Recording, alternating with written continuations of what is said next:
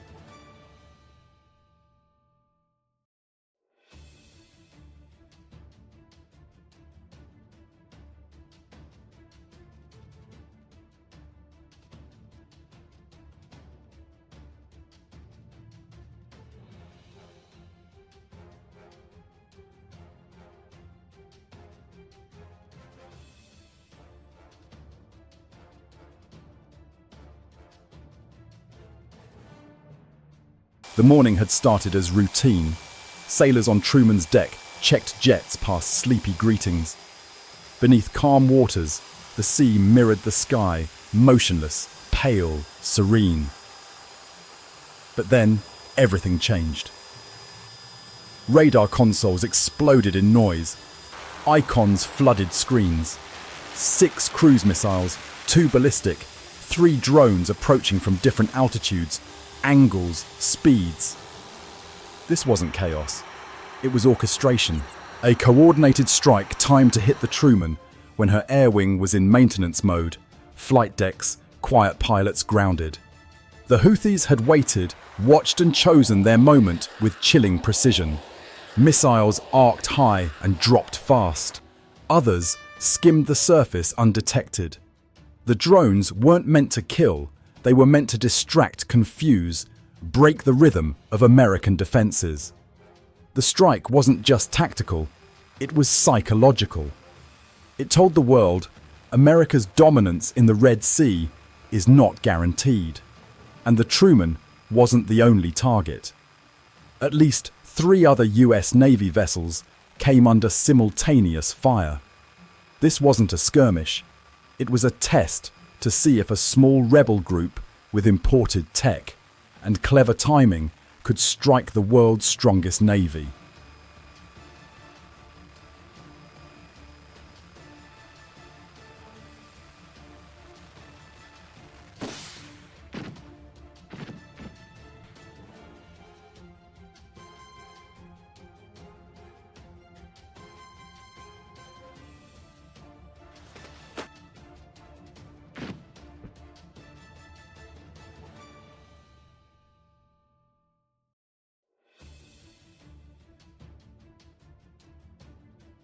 The Truman had seconds. The Aegis system kicked in. Threats were prioritized, targets assigned. CEIWS Gatling cannons, nicknamed Last Breath Defenders, spun to life, ready to spit 400-500 rounds per minute. USS Gravely fired First Standard Missile 2, launched target vaporized. USS Antietam dropped a Sea Sparrow to intercept a low-flying cruise missile. It hit. Water and fire, a kill. But not without consequence. An unmanned FA-18 Super Hornet being repositioned during emergency maneuvers slid off the deck, and plunged into the sea. No one was hurt. But war rarely gives clean victories.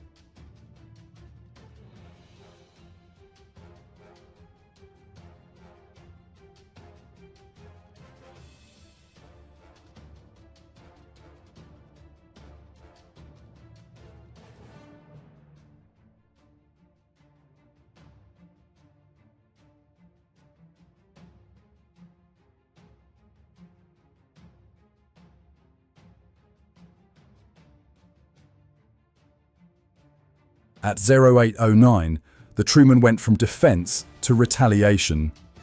Initiate package Echo, the captain ordered. Below deck, ordnance teams moved with mechanical precision. JDAMs were loaded onto Super Hornets. EA-18G Growlers were equipped for jamming. E-2D Hawkeyes soared into the sky, their radar dishes spinning like halos of vengeance. 12 aircraft launched in formation Growlers, first jamming enemy radar. Behind them, Hornets sliced through interference like silent predators. Simultaneously, USS Gravely launched Tomahawk cruise missiles pre-programmed with coordinates, a drone depot, a command bunker, a missile site. Targets chosen from the chaos moments earlier.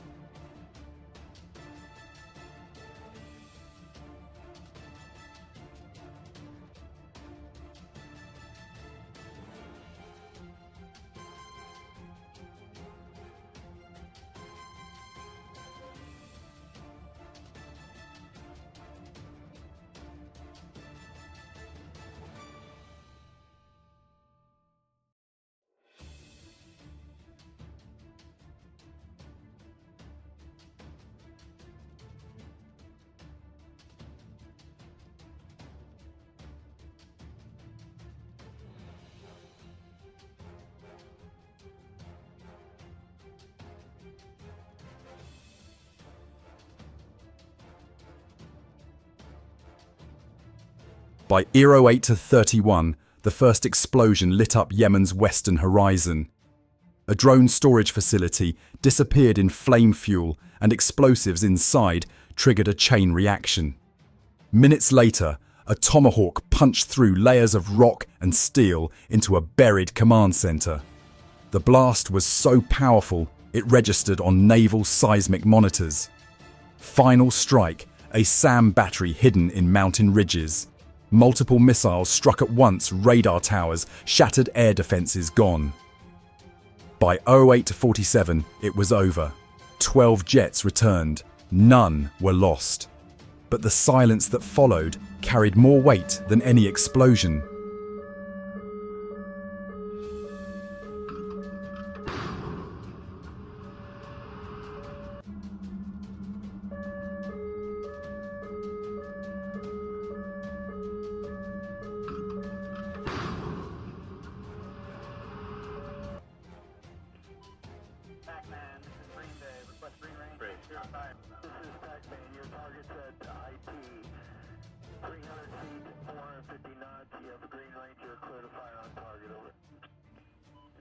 Roger, out.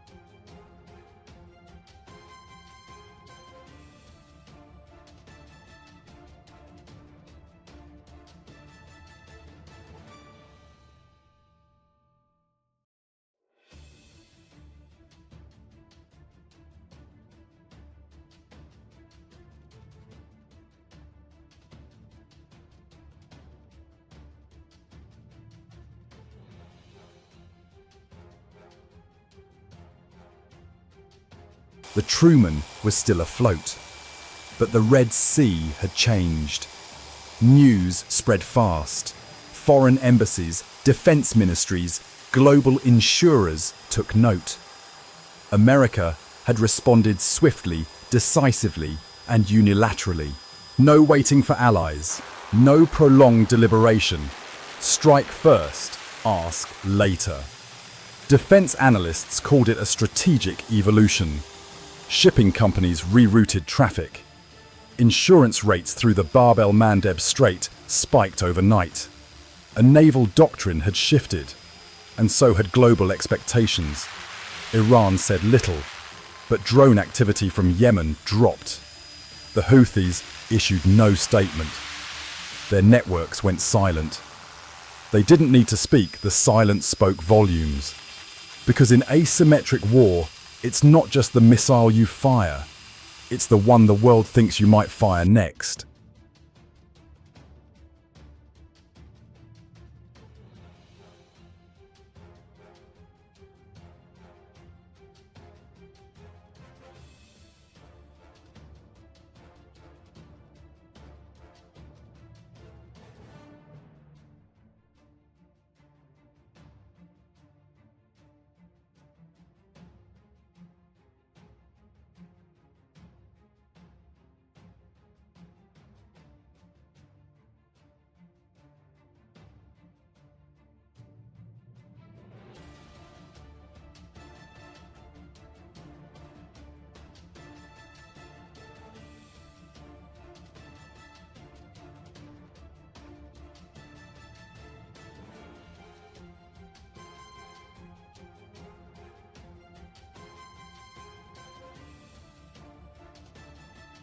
But the most profound change wasn't strategic.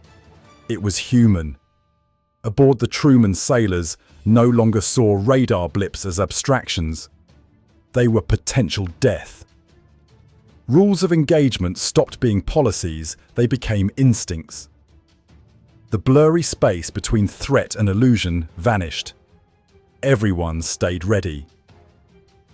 Because in this new era of warfare, the first to blink loses. This wasn't just a battle in the Red Sea, it was a precedent. If America rewrites the rules at sea, who rewrites them in cyberspace, in the skies, in diplomacy? The Houthi missiles didn't destroy the Truman, but they forced the United States to rethink the future of war. Power now lives not only in weapons, but in will, and hesitation is no longer safe. So ask yourself this in your world, your business, your values, your relationships. What happens when the threat doesn't knock but storms in? Do you wait, or do you act before the damage is done? Because in both war and life, peace is not passive. It's prepared, it's earned.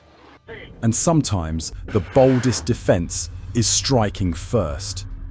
And if this story made you think, subscribe and stay ahead, because in this world, the next threat won't wait.